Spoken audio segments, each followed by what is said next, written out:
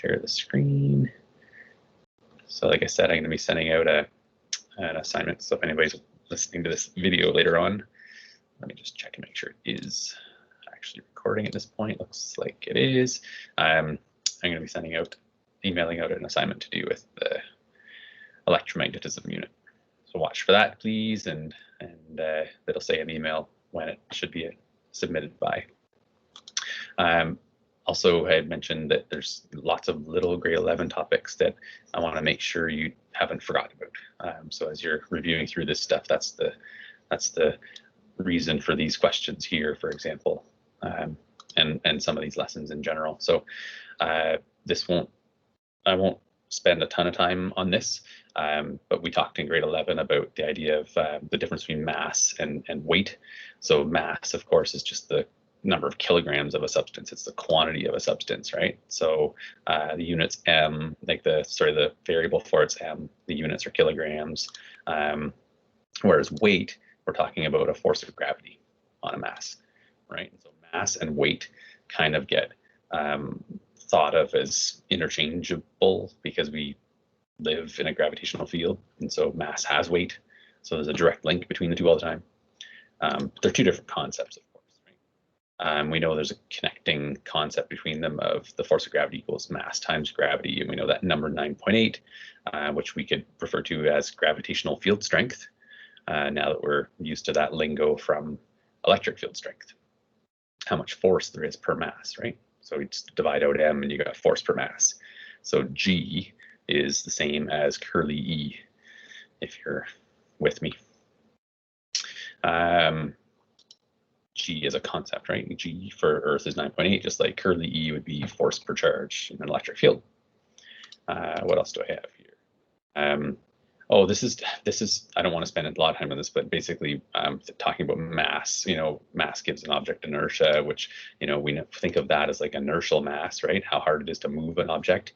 And then mass also gives an object weight when you're in a gravitational field. So that's kind of gravitational mass. And then, the idea that those are the same was talked about in grade 11 as well. Be a more confusing world if it wasn't. We're a little bit ahead of ourselves as far as this slide goes because I haven't reviewed F net equals ma, but I think that's pretty obvious from grade 11 anyways, that net force equals mass times acceleration. And so if you're in a gravitational field, your net force, if your net force is that gravitational force, then this mathematically shows why all objects fall at the same rate. And there's a link to a video that we've seen in the past showing that objects all fall at the same rate. So look at that video if you feel you need to be reminded of that. Moving along, we are saying here, the conclusion from that, of course, was that all objects accelerate due to gravity at the same rate, regardless of the mass. Air resistance is why that's counterintuitive. There's a big focus on that in grade 11, so I'm just reminding you of it. So we looked in the past at which encounters a greater force of air resistance, a falling feather or a falling elephant.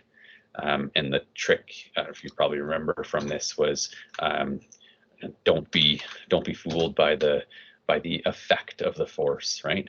Don't mistake the effect the force has for the size. For the size of the force when masses are different. Right. So, for example, here people might think that the feather has a greater force of air resistance because it's going to have a greater effect, right? It's going to cause it to flutter, whereas elephants don't flutter to the ground; they kind of plummet.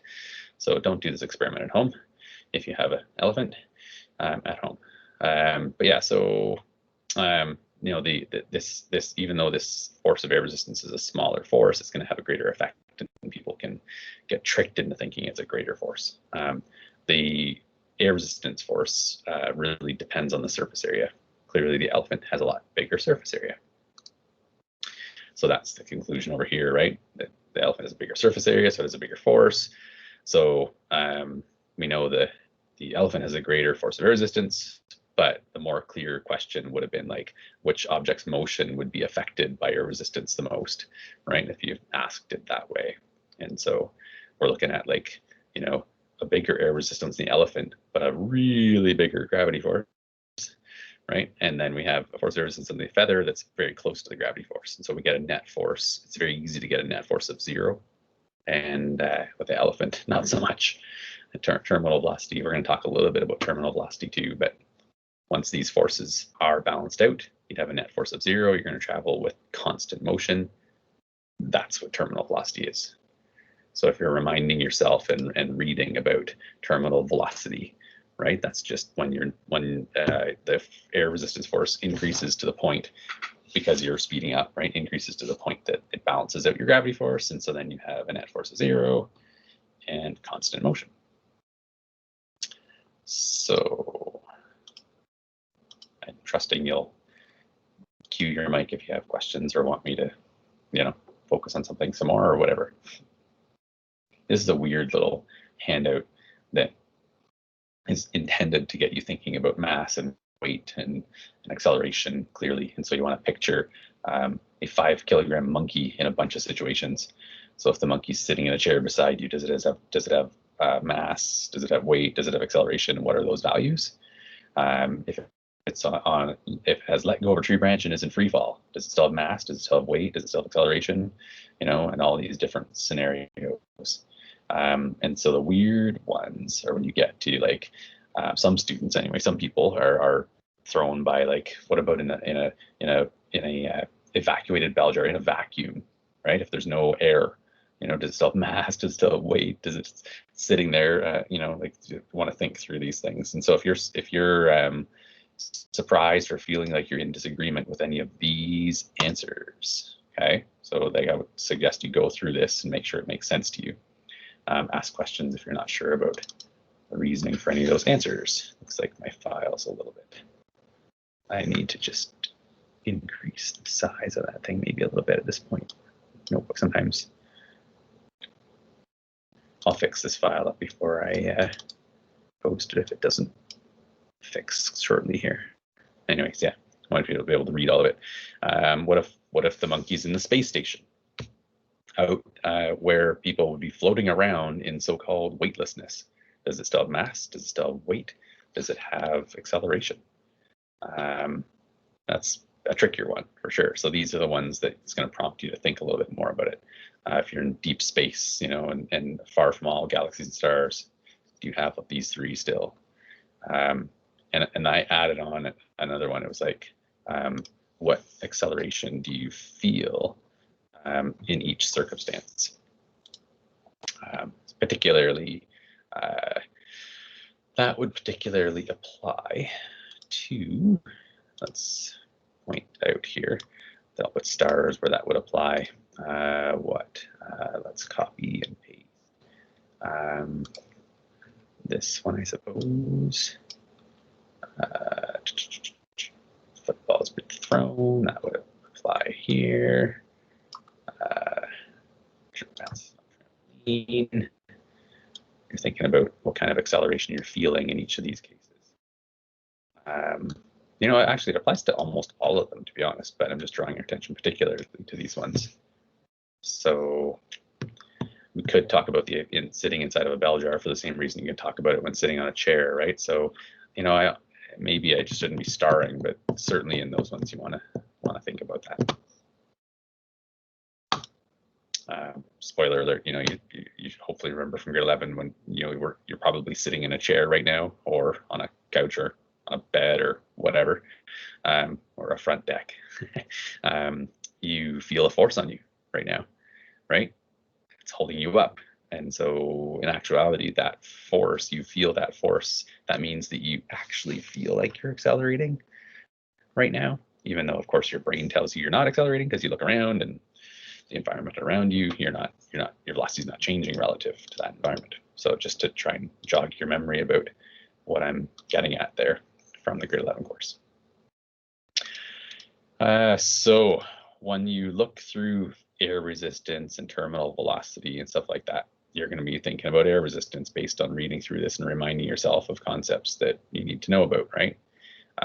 The majority, tons of times anyways, in questions, they don't really mention air resistance at all. And so you're talking about like a free fall situation, for example. in general, unless they ask you about air resistance or say there is air resistance, your assumption is there isn't any. Okay, and it turns out that air resistance isn't as big of a factor as you think. I don't know if you remember Dana Kunze, the diver, diving from like 272 feet or something like that. And the calculations lead to his amount of time it takes to hit the water based on no air resistance being almost exactly correct, right? Even following that distance and ending up going as fast as he was, the amount of air resistance is extremely small. So free fall. Free fall situations, we're talking about when you're falling with just totally just giving into gravity. So it's just gravity that is causing your motion. And so you're in free fall. There isn't anything holding you up. This person will be in free fall to the ground. This ball will be in free fall to the ground. Only gravity's on them. So this little paragraph says, if you throw a ball upwards, it will rise up. It'll decrease in velocity as it goes higher and higher. It'll reach maximum height. At the maximum height, it'll have a velocity of 0 for that instant. We call it instantaneous velocity. It'll change directions. It'll come back down to its starting point as its velocity, as it's increasing its velocity as it falls, right? So it's undergoing uniform acceleration. We're talking about free fall. All the way, even on the way up, we call that free fall. So the graph, I'm hoping you remember, looks like this, right? You're starting with an upwards velocity. You've got an acceleration that would look like this on the graph. You've got an acceleration, right? And that acceleration value, you can see like, oh, there's slope, acceleration there, and the acceleration there, and so on. This acceleration, of course, this is a negative number based on this being positive, right? Up being positive. So right now you've got positive velocity and you've got negative acceleration. I'm hoping you remember that means you're slowing down.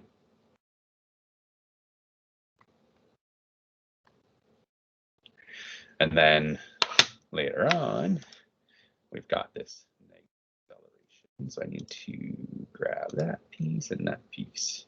Down here, looks like I didn't grab as much as I wanted. But that's still, of course, a negative number. And at this stage, we've got a negative velocity. And so again, I'm hoping you remember that if your acceleration's in the direction of your motion, that means you're speeding up. And so what I'm doing here is I'm just kind of reviewing the logic of VT graphs and making sure you have a chance to get that reviewed in your head and get comfortable with that stuff. You should recognize, of course, that it's at the top here. Now at the top, of course, v equals 0 for that instant, but so it has a velocity of 0 that instant. But the trick from grade 11 that I'm hoping people are okay with is what's the acceleration of a ball when it's at the top, stopped for a brief instant in time as it turns around and goes back down, right? And the common answer in society is to think that it has no acceleration because it's stopped. Has a velocity of 0. How could it possibly have an acceleration? But the answer is, of course, it must have acceleration, or else it would stay there, right? So basically, here you want to say that the acceleration equals that negative number still as well. So, anyways, that's the VT graph that goes along with that free fall situation.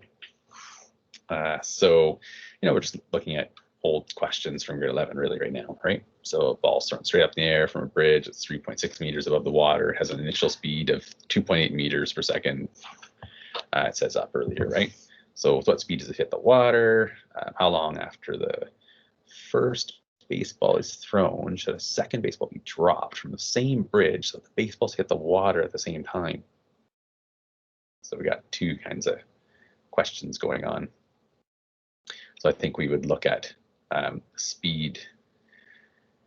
Look at this, use the given information at the start here to look at like how high up it goes and so on, and how long it takes to hit the water. And then how long it takes to hit the water, maybe you calculate how long it would take to hit the water if you just dropped it and then subtract those 2 times, right? So maybe seems at first glance more complicated than it really is. But anyways, this is full on just grade 11 review. So I'm not intending to stay on this for a long time. But certainly we're told the displacement, that it's going downward. We're told the initial velocities up and so on. Notice things like, so I'm just drawing attention to these things. They are saying here, let down be positive. Okay, and that's the positive direction. And sometimes you do that just so that you don't have so many negatives in the work you're doing, right? But then what that means is here we have to say IE, we're talking about negative 2.8. So negative 2.8 meters per second down. I'll move that arrow in a second. Okay, so because we're claiming or choosing a downward as a positive direction, that's why this is negative. So all of these things are relative to a downward, direction choice, right?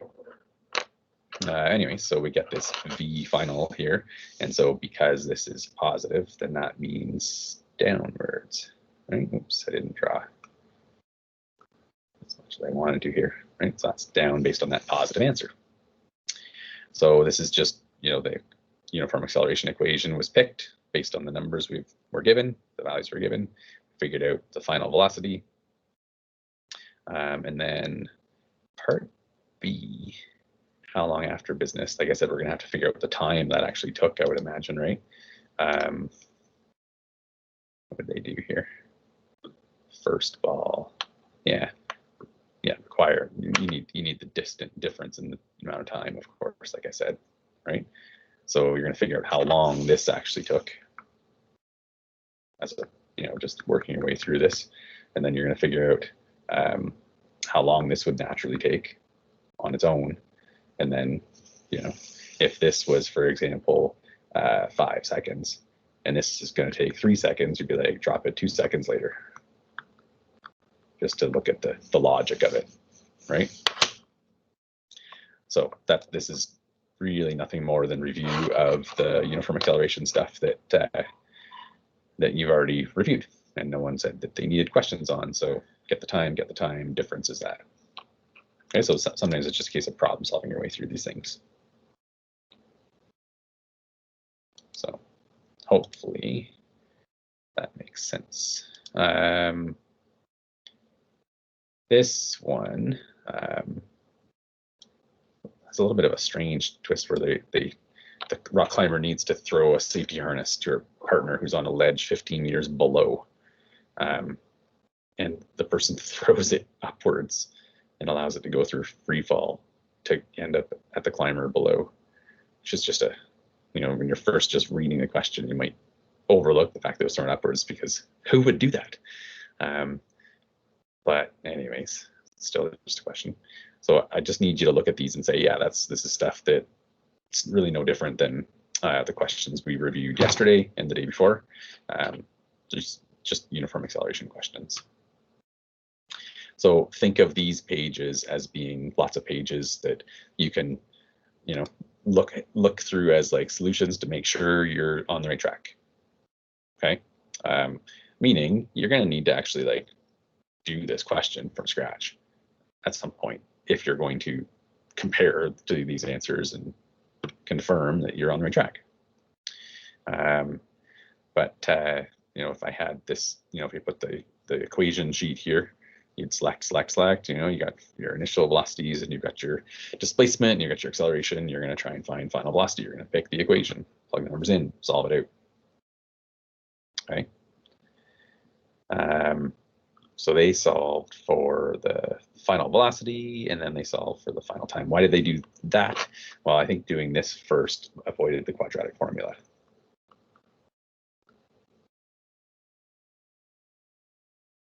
QF for short, right? So that's probably why they did that. unless they specifically asked for it, but what velocity does arms reach the stranded climber? Yeah, so that's convenient that they did that, and then it takes that much time to fall. After that, you do the acceleration formula to get the time. And then they throw another question at you where they toss it downwards with that same speed and ask you to calculate things, same stuff. Right? So all of that is really just basically more time to practice the uniform acceleration stuff that I gave you yesterday.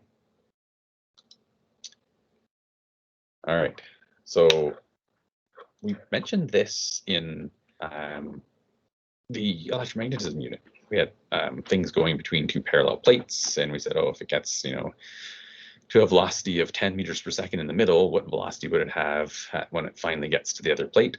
So this is a very similar situation, because we have uniform acceleration between parallel plates that are charged, and we have uniform acceleration due to gravity.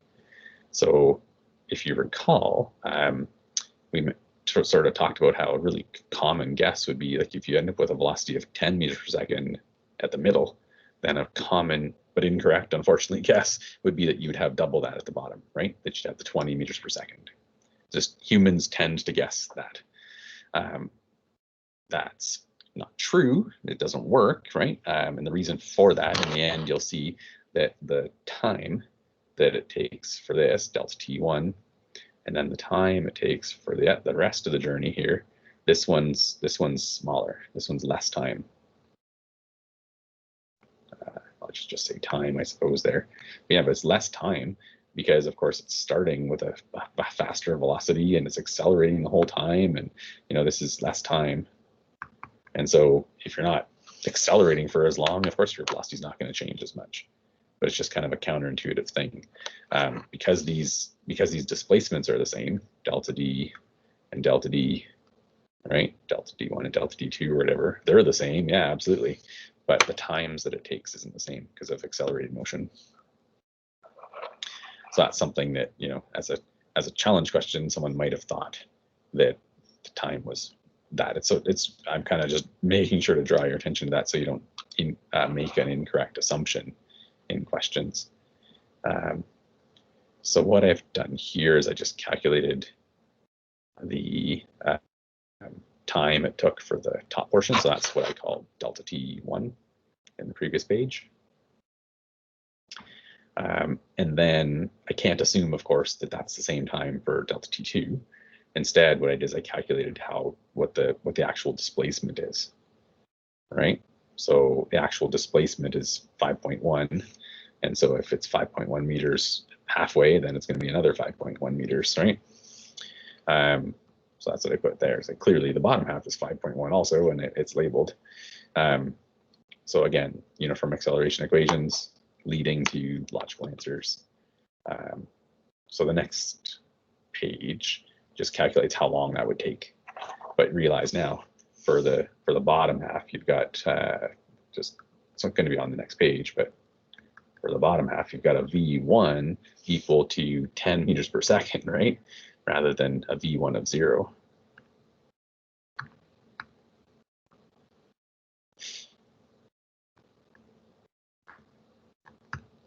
And then, acceleration and displacement and so on, but we've got those numbers. And so you're going to get an equation for delta T, right? Well, delta T or delta V, whichever you end up doing first, right? What we really want is V, but I suspect maybe we'll do the time first, just so we don't have to.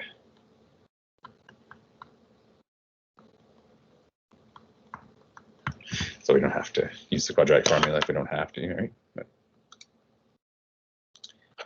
so what was happening here? Yeah, ended up being able to just get V first, actually, based on the numbers we have. But that becomes more obvious once you're actually circling the variables on your equation sheet. So I wouldn't stress about that. The main thing is, don't set the time equal to the top. That's a common mistake that people make. So this leads to a calculation where the speed is, 14.14 meters per second down, 10 in the middle, and only 14.4. It's like it's gained less than half, the velocity it gained in the top, right? It's certainly not double the speed. All right. This is if you did VT-graph method, but you know, it's up to you how you do things. So that's listed there as an option for you as well. But the way I solved it out there, it just ended up being a quadratic. I could have done the time first, or the delta V first, but anyways, I don't think people will need that page. So of course, the same logic as we talked about, right? This is just a page that has what I've said written down. So I don't know. I've already described it enough. I'm not going to stay there. Next question. So suggesting, obviously, you want to complete these if you need for practice, right? Now there's one in the homework, I'll just warn you, in the questions assigned to do with this, there's a catch-up question. Okay, number 10 is a catch-up question. Again, all the solutions are done and posted. They have a flower pot being dropped from a balcony, and then someone throws a ball downwards later on, and they're asking, like, will it catch up before it hits the ground? So you're looking for the distance that it catches up at, and then obviously if the distance is less than the distance to the ground, then yes, it does catch up before it hits the ground, or if the distance needs to be farther, then no, it doesn't catch up. Okay, so you have another chance to try a catch-up question as well. So, like I said, this stuff is more reading and reminding yourself of grade 11 concepts, and these ones are actually calculations, more chance to do uniform acceleration questions. So that's lesson 29, just basically alerting you to questions you should practice. Question 30 is when we start to try to work towards getting our head straight about forces and forces that are causing motions. So I'm looking forward to getting the point where we're just doing grade 12 questions. Like, I won't feel like I'm trying to review so many different things along the way, give you time to try to practice those and then so on. So we'll probably end up ending a bit early today, but that doesn't mean like put your feet up and don't work. Like if I'm landing early, it's because you need time to practice stuff, right? So I just want to make sure you realize that. I know it's Friday and all, but anyways, forces, right? These are the familiar forces in questions. Gravity, remember the normal force that's acting perpendicular to a surface to hold it up. We're going to be talking about that. Force of friction will be in play, applied forces, tension forces, air resistance if it's stated, all these different forces that you want to be comfortable with and aware of in questions. And so because we have all these different forces, it's good to be able to visualize all those forces. And so free body diagrams are a good thing to draw. Here's a kind of hokey video that ends up describing the free body diagram, or all the forces that are on an airplane. And so it pretends that it's like old school, actual Wright brothers forces of flight. Here we go. I'm gonna skip a little bit because the intro is kind of long. I think those tests went very well. Well, I have to agree with you. That new engine is providing just the amount of thrust we had calculated to overcome the weight of our new aircraft. Thrust and weight, those are two of the forces in flight. Any motion through the air is the result of forces. Norval and I had to take into account all four forces in flight in order to build our airplane. This is not. I can try to turn it up a little bit. Looks like it's already on max anyway, so. Let's talk about those four forces. It's a good idea. Let's start with the easiest force to understand. That's weight. Everything on Earth has weight because of gravitational attraction. This includes aircraft. They're always being pulled down towards the center of the Earth. That's right, Orv. And to overcome weight, all aircraft have to produce lift. Lift is a force that counteracts weight, and it's generated by the forward motion of the aircraft through the air, creating an aerodynamic force. The shape of the aircraft, in particular, the shape of the wings, and the velocity of the aircraft determine the amount of lift. The greater the speed, the greater the lift. So far, I'm liking their diagram. They've got their forces going from the center of the, basically picture a dot here for a free body diagram, but you've got your object and you've got lift pulling up and you've got gravity pulling down. For some reason, they switched from that very logical way of showing things. What's that? Someone has their mic? That was... Is there a question or no? Okay. No, there isn't. Okay. There's another aerodynamic force involved, and that's drag. Drag is the so for some reason they show the drag force pushing back on it. I prefer to have in the diagram the way it is screen copied in here, the drag pulling back on it and thrust pulling forward on it, just the forces from the center. But that's what they go through and show sort of. They got the drag all the time, the air resistance, and then he talks about eventually thrust pushing forward. As well as the way that their power acts on the surrounding air. We use propellers to drive our aircraft through the air. Most planes today, however, will use jet engine to provide thrust.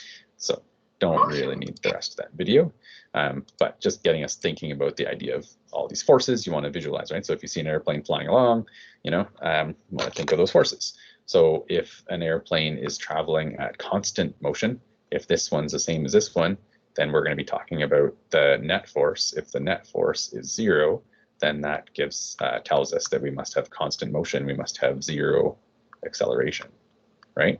So we made a big deal in grade 11 about if we have a net force of 0, then the acceleration 0, and also if the acceleration 0, then the net force must be 0, right? If you saw an airplane that's clearly accelerating, then you'd have a big thrust force in comparison to a small drag force. And now you'd have net force that's not 0, and you'd have acceleration. So these are the ideas we want to bring back to the forefront of your mind as you're thinking through things. So force is obviously a push. It's not this. I'm leaving these here just from previous versions of this lesson, but and we've also talked a lot lately about contact forces and non-contact forces.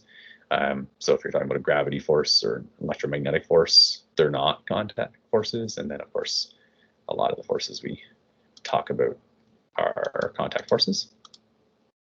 The Newton itself, of course, you've seen in the past, is 1 kilogram meters per second squared.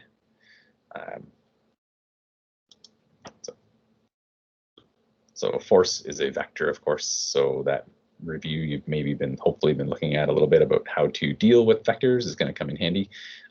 There's going to be in a lesson coming up here, this one here, question number 11. I've got a star beside it because you're going to want to make sure to look at that one. If you're like skipping questions here and there and so like, because it's like, oh, this is the same kind of question, I don't need to spend more time on it, I already feel confident with it.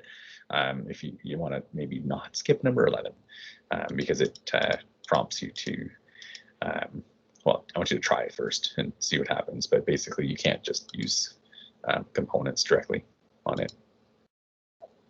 So I'm going to start at the 128 mark for this one. Again, just these. Monica, I just sent you the email with the client. I'm in the doc now, but I think it's an older version. Can you send an updated? Monica. So these lessons are originally put together so that someone could sort of learn this independently.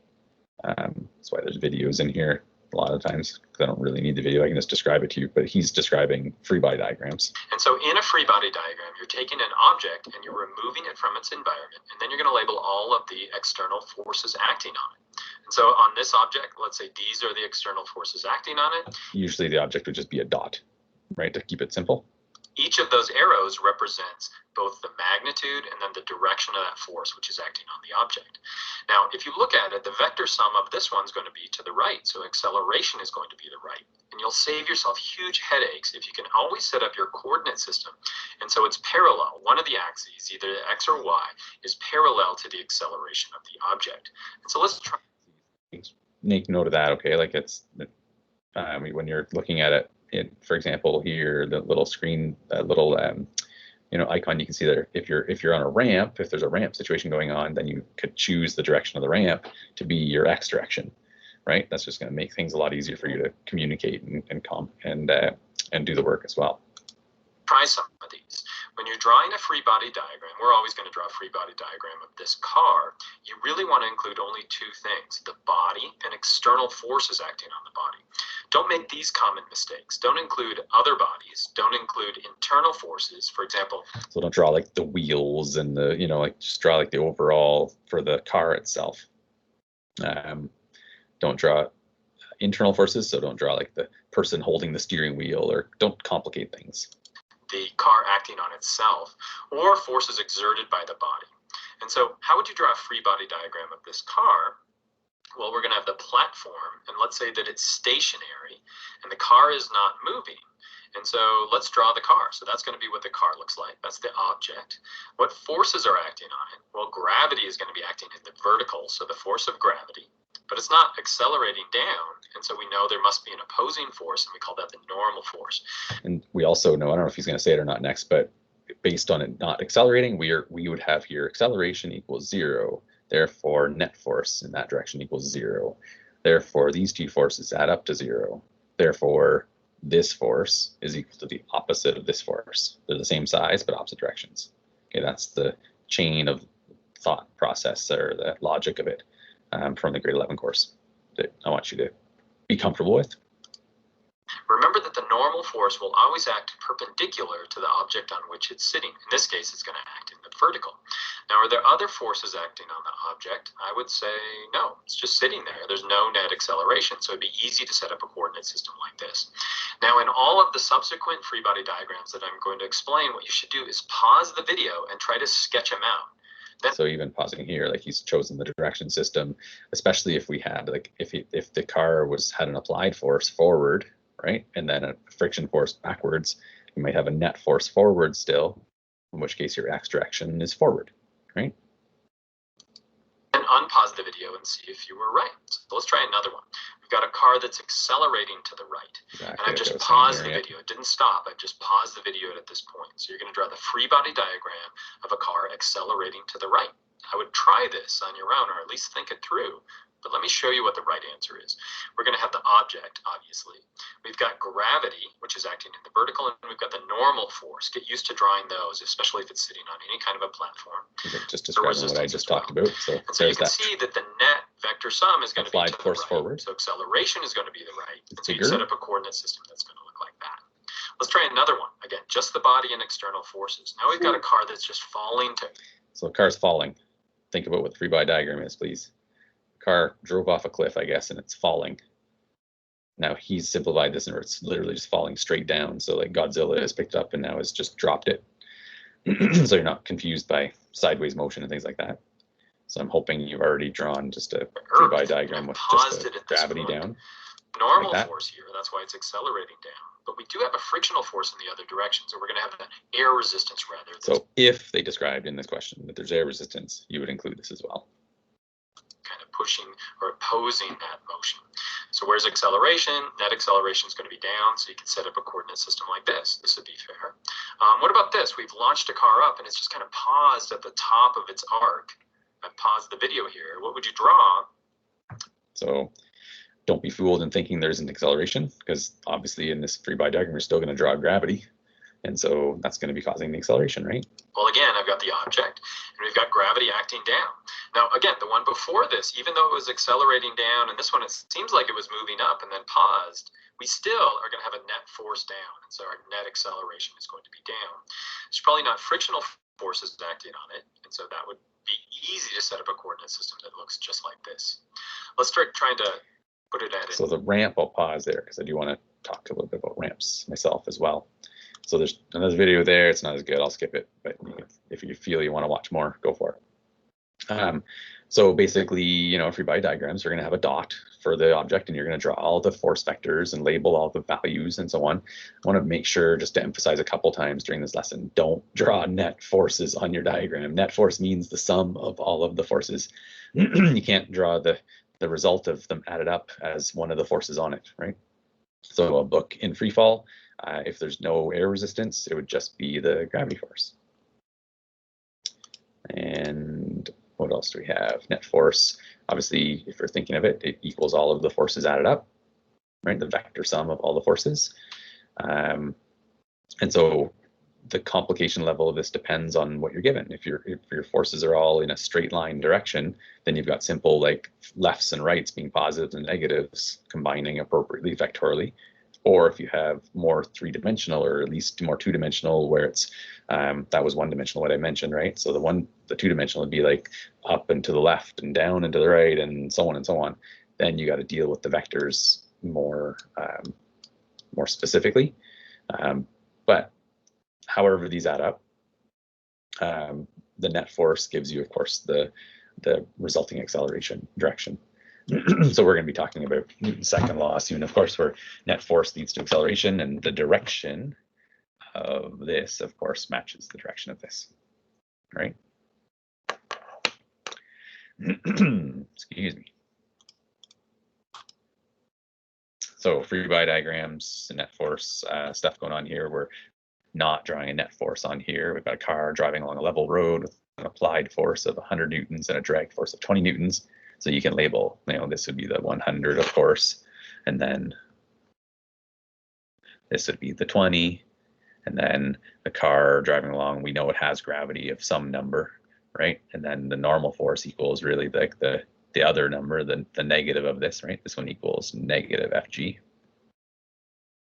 It's kind of weird that it almost makes it seem like we're saying the normal force is negative, but you have to remember that this one is actually a negative number. And so we're getting, here we're getting the negative of the negative number. Squeeze in two negative signs there. So of course it's positive, it's up, right? But anyways, in a scenario here, you've got the vertically, I want to make sure you remember that you kind of have to, you have to deal with these things separate, right? So separate your X's and Y's and deal with them in situations where there, there's, depending on what your information you're given, but certainly you can't just have a net force where you're like the up force and the down force and the diagonal force and everything just adds up and 2 plus 3 plus whatever equals the number you'd think it would. Angles matter, of course, right? So here, what do I have? Control the screen, hopefully here. There we go. So in that scenario, they're adding to 0, and then these ones are not adding to 0, right? It's going to be some positive number. You're going to have the positive 80, right? You're going to have the, specifically here, the positive 100 plus the negative 20, and giving you positive 80. So just keep those separate. There's this page dedicated to exactly what I just said. It's just a different wording from a different source. Just, you're adding up the forces, but they didn't talk as much about the page I just showed. So a book sitting on a desk, normal force is like that. This is the logic I was talking about. Like clearly, a lot of times people just say, oh, well, it's just sitting on a desk. Then, these are balanced. So a lot of people just say the normal force equals the applied force. More correctly, or gravity force, I should say. More correctly, you should be saying it's the negative of the gravity force. And also more correctly, maybe, is to justify it, right? So the idea is, of course, the acceleration in the y direction 0. So the net force in the y direction is 0. So the addition of all the forces equals 0, right? This is a 0. And so we can algebraically solve out, subtract Fg from both sides, and you have exactly what we're saying, is that the normal force is the opposite of the gravity force.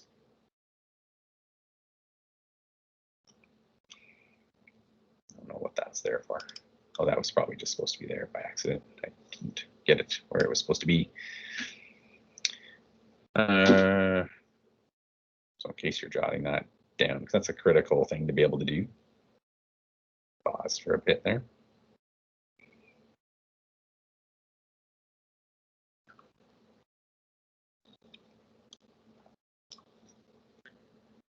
Start thinking about this next one if you're ready for it. A book pushed with acceleration across the desk, and then adding with friction because they weren't very clear. That's what their diagram's going to show. So that same book, if we're going across against friction, and it's accelerating, what would the free body diagram look like?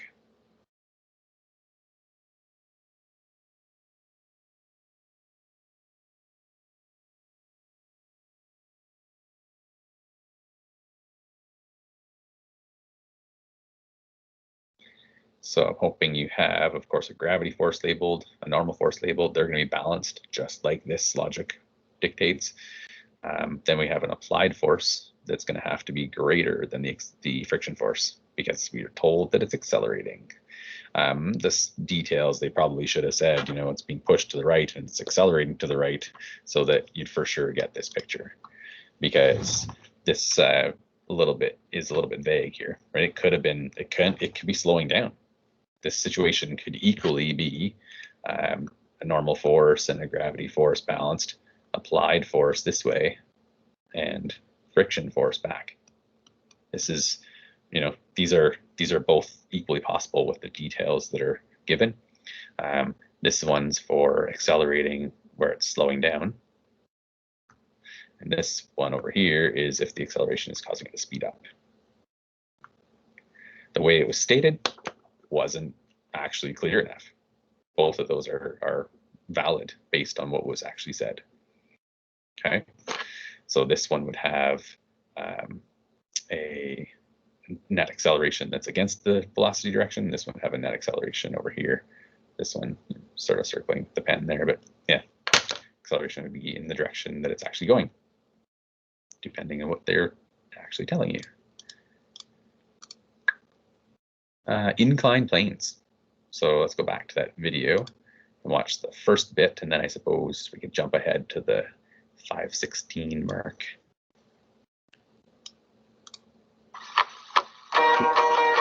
It's on free body diagrams, which are what they sound like. It's essentially drawing a diagram of a body removed from its environment and all the forces that are acting on that. But before we draw some of those, I want to give you a thought problem. Imagine we have a scale on a platform and you just simply stand on it. So we figure out your weight. What do you think would happen to your weight if we angled that platform? So what do you think would happen to your weight if you stood on a bathroom scale that's on a really slanted floor, in like a fun house or something, or maybe a fixer-upper house with crooked floors? What would happen? Is it going to remain the same? Are you going to weigh less? Are you going to weigh more? What if we make it even steeper? Well, I tried this. I stood think about that even steeper example. You know, if you went so steep that it was almost vertical, clearly there wouldn't be any gravity force pulling you sideways, so your force against the scale would be zero. So obviously, as we're going to more and more angles, you should be anticipating less values. Are you going to weigh less? Are you going to weigh more? What if we make it even steeper? Well, I tried this. I stood on a scale and said, this is my weight. And then I put it on a platform, and I used my iPhone to figure out that this is around a 17-degree angle, and you can see that my weight got less. And so that seems kind of magical. It'd be a great way to lose weight. But what's really going on there, you have to draw a free body diagram. So I'm the object sitting on a platform. And so we've got we've got gravity acting in the vertical. And then we have what's called a normal force. That's the force of the platform holding me in place. And so we could use that to break. He mentions, or later on in the video, the normal force is always perpendicular to the surface, right? So now your direction that you're actually sort of referencing is the ramp direction. And so the normal force is perpendicular to that. And then what he's drawing here is the component of the gravity force that's actually perpendicular to the ramp. So this is what you want to get used to drawing again, if we haven't done it before. I forget if we've done this before or not, but yeah, that component perpendicular to the ramp is important. Have we seen that before at all in grade 11? I forget. Do we do ramps? It doesn't really seem familiar, but I might just be forgetting. I don't know. I kind of think maybe we didn't do ramps. So that'll be the new part from this lesson. I could be wrong, but yeah. Our weight down into its two different parts. We've got this, which is going to be the force into the platform, and then we have the force down the platform. And so you can see that this vector is smaller than this vector, and that's where it's going. But it's not magic. We could use a free body diagram just to figure it out. And so in a free body diagram, you're taking an object and you're removing it. So right here. So when you have a ramp, right, this is the new part, as I'm thinking it's new. I was just checking there. But yeah, so the new part is you're going to assign a reference frame that's more in the direction of the ramp itself, right? So the idea of the new part is having this X direction here assigned in the direction of the ramp, and the direction acceleration is going to happen. So yeah, that's a new thing for us, is to assign our reference frame that we're referring to, the X direction, as the direction of the acceleration. And you can tell it's going to be down the ramp in this case. So that's a little bit different. Then we're going to draw the free body diagram for this thing. All right, so as we work towards that, let's sort of start to get our diagram figured out here. So there's my dotted line just to indicate the direction of the ramp, just to help reference this. We've got the gravity force down. So there's my free body diagram. There's my dot, right? So my gravity force down. And then I want to think of like the force that is in the direction of the ramp. So what we did do before for sure is we talked about pulling at an angle, right? So we talked about like if we have an applied force like this. So this is just review. And we talked about if we have an applied force like that, then we can figure out the component sideways. So this is FAX. And then the component vertical, we had FAY, right? Wow. So we've talked about components before. That's brutal. We've talked about components of vectors in situations where the force is at an angle, FAY. So we're kind of doing that same thing, but now the components are more because of the ramp than because of the force being at an angle itself, right? So think of this force right here. I'm going to get rid of the purple line in a second, but just to emphasize here, we got that force, and then this much of it's in the direction of the ramp, right? And then get rid of those. And again, I've got the force, and I've got this much of it's perpendicular to the ramp, okay? So I think a word of caution here is just to be careful about how you sort of componentize things. So if you're like flip your screen upside down and diagonally or whatever, I'm going to illustrate what I mean by this. If you're to take this and you're to look at it like this, now it's the same as grade 11, right? You've got a force on an angle, drop it perpendicular down to the ramp. This is how much force would be down the ramp, right? So that makes sense to do. You don't want to drop an angle down in a different way. Like you don't want to drop perpendicular to this vector way out to here, because you'd have like a 100 Newton force here leads to a 300 Newton force way out to the corner here. No, doesn't make sense, right? So if this is 100 Newtons, then we've got like a fraction of that, like 15 Newtons or something in the direction of the ramp, which makes sense. So go back to the normal direction. And I just want to see the logic from grade 11 that applies in this ramp case. And you've got this force in the direction of the ramp. You also have the force that's in the direction perpendicular to the ramp, right? This red, oh boy, that's still all grouped.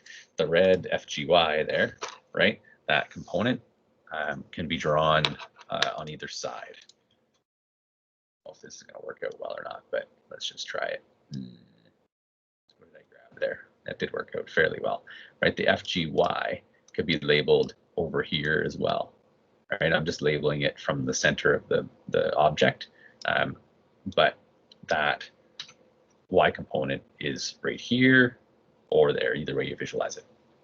Same thing with your X component, actually. It's here or way out here, right? Those are the same values. So the thing we know, so this, what do I have here? Helps you see the components parallel to the ramp. Oh, just basically actually drawing the dotted line and so on, right? So that's to do with the dotted line. So maybe I should make that be black and dotted. I don't know. Does that make sense? Right? That helps you see what direction the ramp is, right? That dotted line for the reference there. So let me just push that thing there. So some analysis here.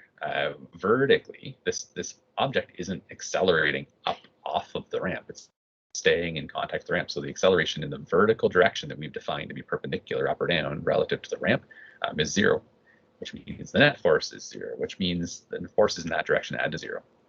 And so there's a normal force here. And not only is there a normal force, we know that it's equal to the opposite of the gravity force. So take that to heart here, right? The idea that we can determine that normal force value, or at least we know that it's equal to the y component of the gravity force.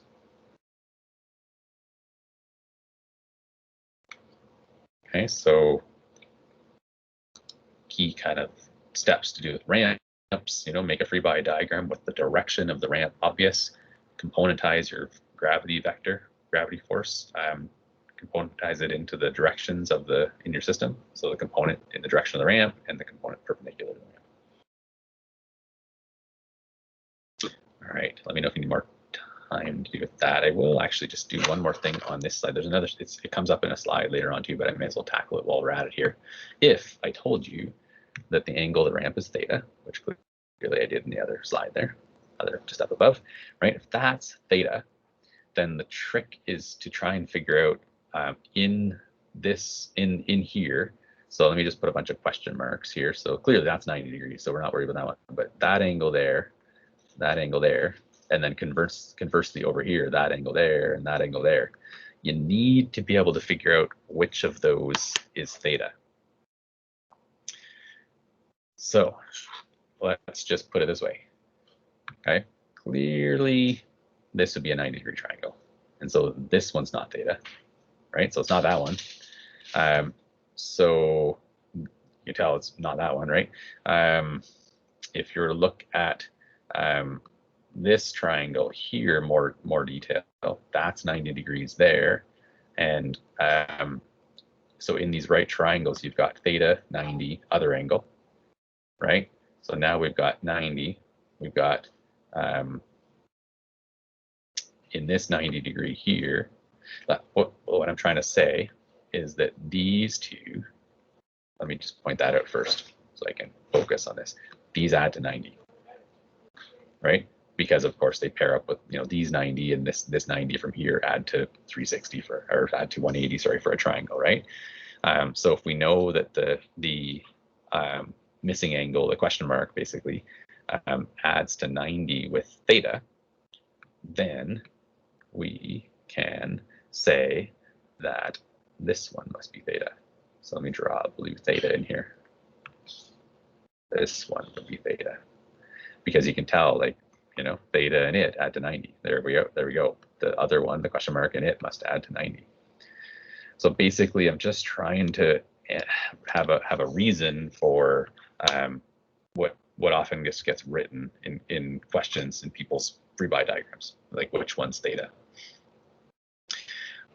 I used to, as a student, try to visualize what would happen if I went to a really, really not much of an angle. So if my ramp was not much of an angle at all, so let's go to even less of an angle there, right? Then picture how that theta is getting super small. And then so when I have my gravity vector here, you can picture in this triangle, this one here, which one's the small angle, and it becomes more obvious. If your ramp is steep enough, then these two angles in the triangle look kind of similar. So even an example I'm showing you in the first place here, it's a small enough angle that it's probably fairly obvious which one was theta anyways. But this does sort of prove it, doesn't it? Right? Because we have a triangle here with 90 theta and question mark. We have a triangle here with 90, unknown and unknown at that point, but question mark and theta must add to 90. So just watching for that angle stuff as you do this. So what would the free body diagram be for the book sliding down with acceleration down an inclined plane with friction? So just draw a free body diagram for this thing.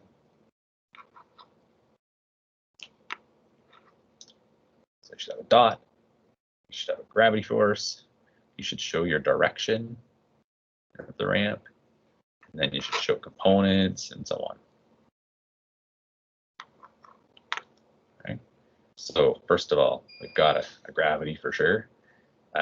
We've got the direction of the ramp kind of shown there. It was shown at this time in red with the direction, but also the perpendicular even. We've got the gravity force. We've got the component. I'm going to show the component of the gravity force. Right, so this is like FGX because we're saying with the x direction, well, it didn't turn out as square as I'd like, but that's my x direction, that's my y direction.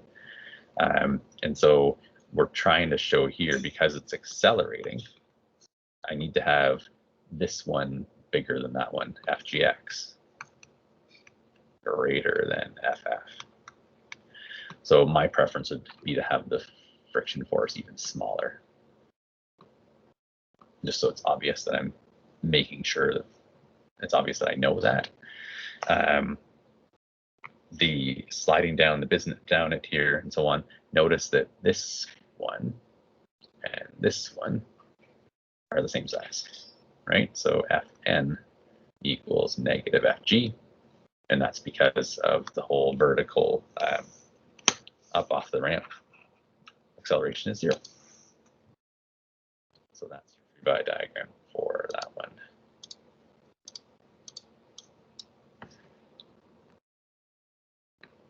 Try to do it this way. There we go. So what does the rest of this say? What if it was sliding down at a constant rate? What if it was sliding down at a constant rate? What would be the difference? The normal force, the gravity force would still be balanced, but now we'd have a constant rate. That would mean acceleration is 0, right? Acceleration in the x direction is 0, and so F net in the x direction would be 0, and so FGX would equal, the opposite of the friction force, or vice versa, however you want to label it, right? So they would just be the same size. So hopefully that makes sense. So on your diagonal, you'd have FGX and FF being the same size. And then obviously the rest of it would still be there as well. What about a book that has to be a red book apparently, but anyways, the red book, they're trying to draw your attention to it in the picture. The book is being pulled up an inclined plane, accelerating up. Okay, it's accelerating specifically up. It's on its way up, right? So velocity is up as well. This is that idea of like being clear here, right? V up and accelerating up. So now there's only one option for a free body diagram. And it has friction working against it, being pulled up with a string. What does the free body diagram look like for that one? Take the 7.5 seconds it takes to draw that. I'm not sure if it's actually 7.5, but it doesn't take long. So you should have a gravity force. You should have all sorts of stuff, right? So you have a gravity force, you've got a friction force, you've got a tension force, an applied force, and all that stuff.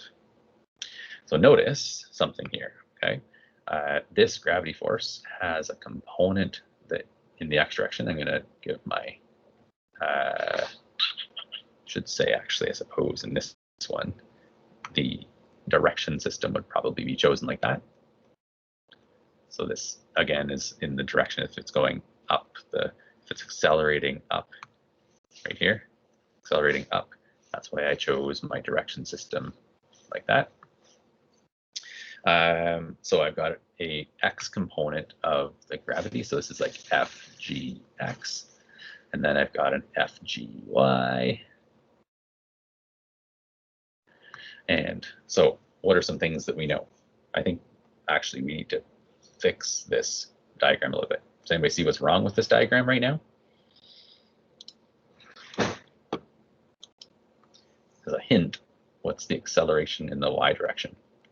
It's 0, right? So if the acceleration in the y direction is 0, how big should Fn be? Fn should be equal to negative of Fgy.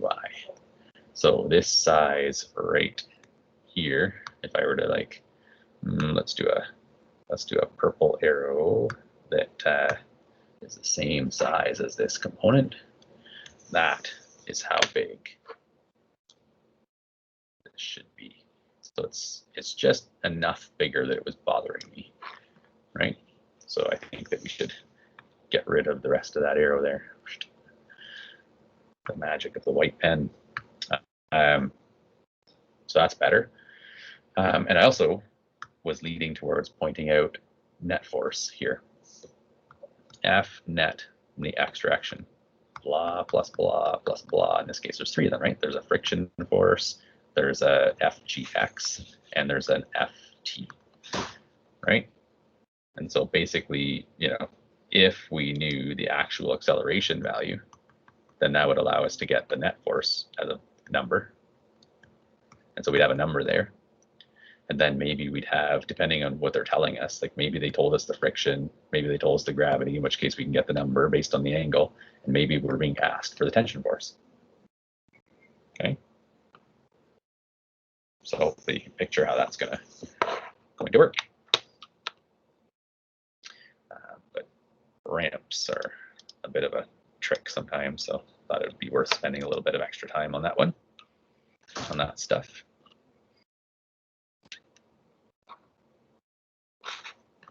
Okay, so if given, right, then that would lead to net force, and that would lead to this, which would allow us to figure out this stuff. So if we were given all of these things, so if given this number and this number and this number, we'd be able to figure out the tension force. Soon. We're not actually doing that in the homework tonight. That's just getting us ready for it. You're just maybe drawing free-body diagrams more than anything at this point. That's too easy. This one here. So this is an example worked out where if we have a 50 kilogram book, or sorry, 0.5 kilogram book, and it's on an inclined plane at an angle of 30 degrees. So they told us that in here is 30 degrees. It's a little hard to see, but there it is. And it has a friction force acting on that, determine the net force on the book. So your work about this is just to figure out net force for now, rather than actual look at actual numbers for the acceleration that results and so on. So it's all worked out for you, so you can practice that one and see that you're on the right track when you look at the solutions. So what's the magnitude of the normal force? 3. Oh, that's the same one. So example 3 is in example 2, what's the magnitude of the normal force? So calculating that actual normal force. The trick is going to be to have, you know, obviously the normal force in your diagram. So you're going to have a full free body diagram with gravity and you know, and so on. When you solve for that normal force, you're relying on the fact that the acceleration in that direction. So if acceleration is 0, that leads to a net force of 0, and so on and so on. Okay.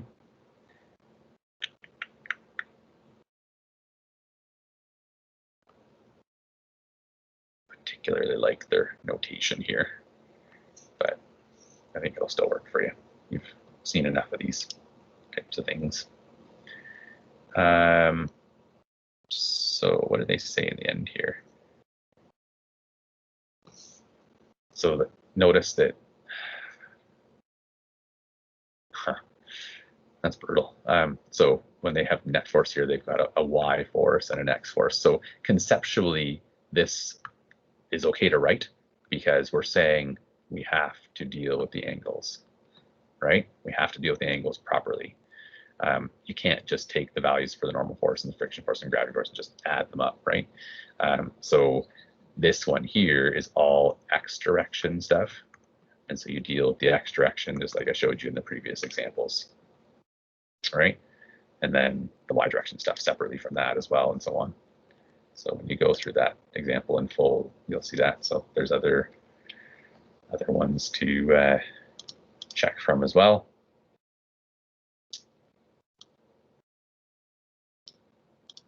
So there's a few examples to check there. I'm going to remind you, this is again review, but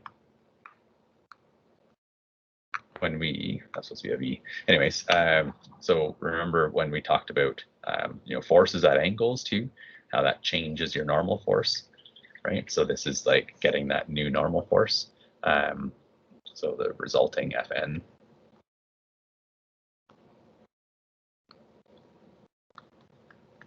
So the idea of like, we know the acceleration 0, so the net force is 0. So all the stuff in the vertical direction, all these are verticals, right? They're all y direction stuff.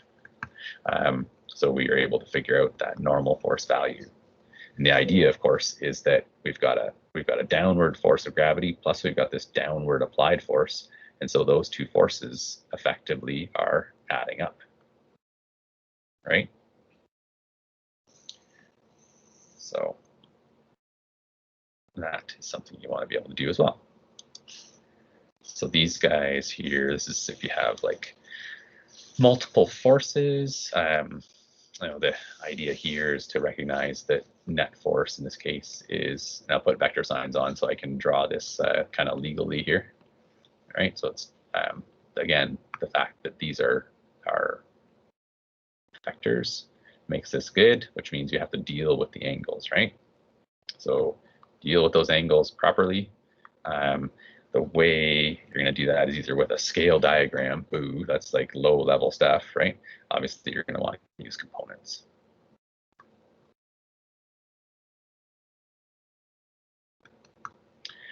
So when you go to add those things using components, the next page does show this a little bit, but you're going to put these things tip to tail. So you're going to have this vector, and you're going to have this vector. And you're going to say, I want to add those up, right? And so you're going to put them tip to tail like that, and end to end basically. And you're going to say, oh, well, that's the total, right? This is the F net, as we talked about from above, right? And so then to add with components, you would think of this. It's a kind of an easy case because obviously the component this way and the component that way, component up and component down, are completely canceling out. So really, you just have to add up the horizontal components. But if you're listing all of those components, you're going to have, you know, in the y direction, you're going to have a positive and a negative that are canceling out, the up and the down. And then you're going to have two positive x components. You're going to have the x component of this one and the x component of this one that are just both adding up. So just remind yourself of that, keeping track of the components in a table and getting the totals. So your total x component, your total y component, that's supposed to be a y. Total x component, the total y component. This y component, of course, is just 0 in this case. Won't always be, but this one's equal to 0 because of the symmetry of the situation here. You got two forces, both 48 newtons, and they're both at the same angle. So I wouldn't do a scale diagram in grade 12. I wouldn't even have you do that very often in grade 11. So they show, you know, talk about using a scale diagram. This is the actual numbers to do with using the components. So the component numbers are shown there. So if you have trouble with that, that's there for you as well. Okay. So I will leave this work with you. This number 11 for sure, make sure to get to that. You know, like the idea of adding components, the solutions are all there. If you need help with it, it is review, so approach with confidence. Be able to draw free body diagrams, like it's not a lot of that's going to be pretty easy review. I hope these questions, the ones we're gonna, the mechanics of it, you want to make sure to be able to carry those numbers out. Alrighty. So because we've covered a lot of review concepts and there's a number of questions, I am going to give you lots of time right now to work during the remaining half hour of our scheduled time. And of course, we have the other half hour of curriculum specific time, technically, that we don't have because of the quadmester silliness. And yeah, and I'll be on again at 1, but I'm here till 12 as well. So I'll stop recording.